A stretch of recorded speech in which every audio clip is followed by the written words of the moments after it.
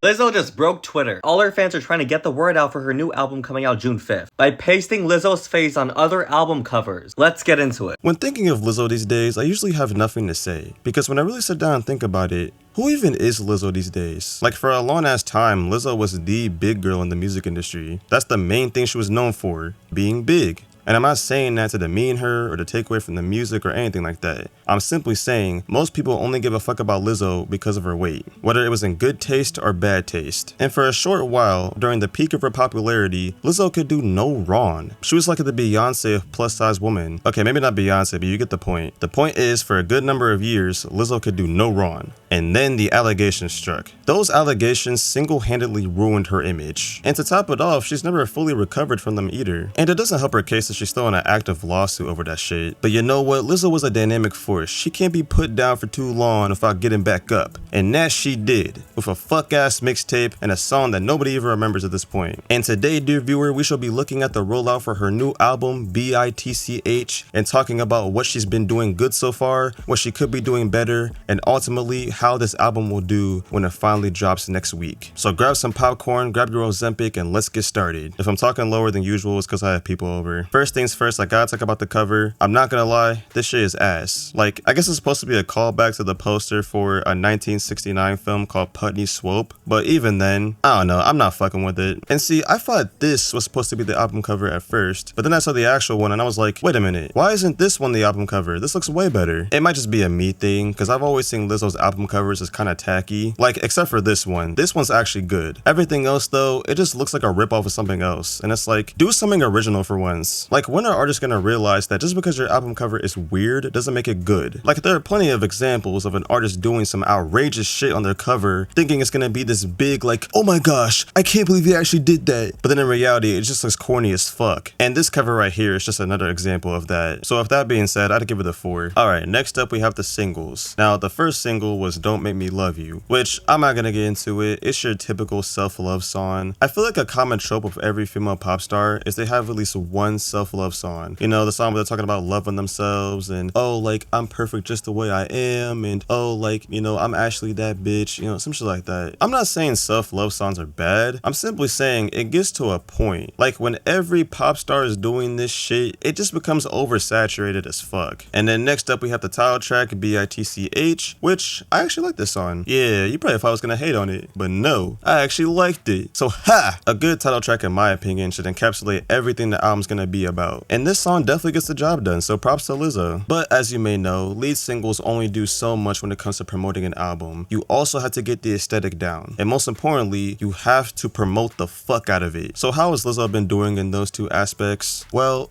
let's see. Aesthetically, she hasn't really done that much compared to her previous albums. I'm assuming she has a smaller budget compared to her previous projects, which makes sense given everything that's happened since then. But nowadays, an artist doesn't really need a big budget to have good first week sales. All you need is a core fan base that will buy the fuck out of it. And with Lizzo's case, I'm not even sure who her fan base is at this point. Like, who does she appeal to? Like, I'm being so dead ass. Who actually listens to Lizzo on a daily basis? Like, the most I'll hear her music is when I'm in McDonald's or at Macy's. And I can't say I know anybody that actually listens to Lizzo on a consistent basis. Because if I ask most people I know, they'd probably say, who the fuck is playing Lizzo on the aux? So I have a theory. What if Lizzo mostly appealed to white women? Think about it for a second. Who was buying her copies first week? It wasn't black people. I know that for a fact, because nobody I know who's black actually listens to Lizzo. Lizzo did the one thing most black artists can't do. She appealed to a large demographic of white women. Plus the fact she had no controversies until the allegations. Her shit got played in the movies, the TV shows, the malls, the entertainment centers, basically anywhere that had a fucking speaker. But ever since those allegations happened, you haven't heard her shit get played anywhere, and it's because that large demographic of white women fell out of love with her. And ever since then, she's been trying to recapture that appeal to no effect, because she lost the one thing that made her stand out, her marketability. Okay, yap aside, the most she's done for this rollout is post a fuck ton on Twitter, do a Chili's ad, and on top of that, post music videos. And it's not nothing, but it's also not doing anything. Like, I'm being so dead ass, I haven't heard shit about this album since, like,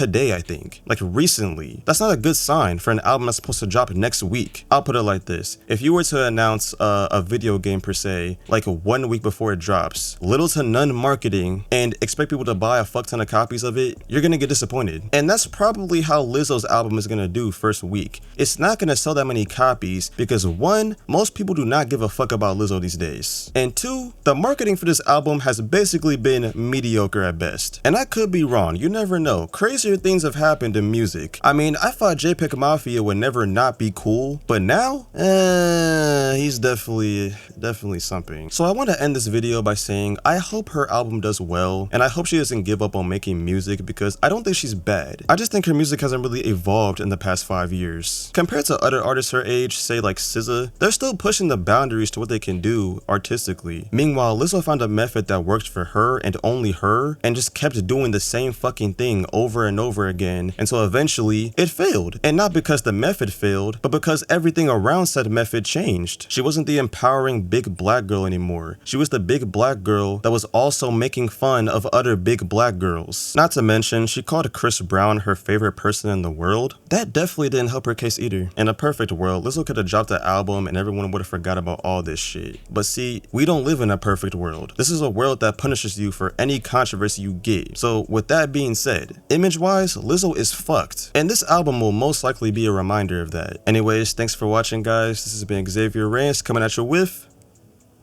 Rants. If you want me to do a video reviewing the album, get this one to like 25 likes. Like and subscribe if you enjoyed the video. Follow me on Twitter and TikTok, and everything can be found at this link in description. Other than that, adios.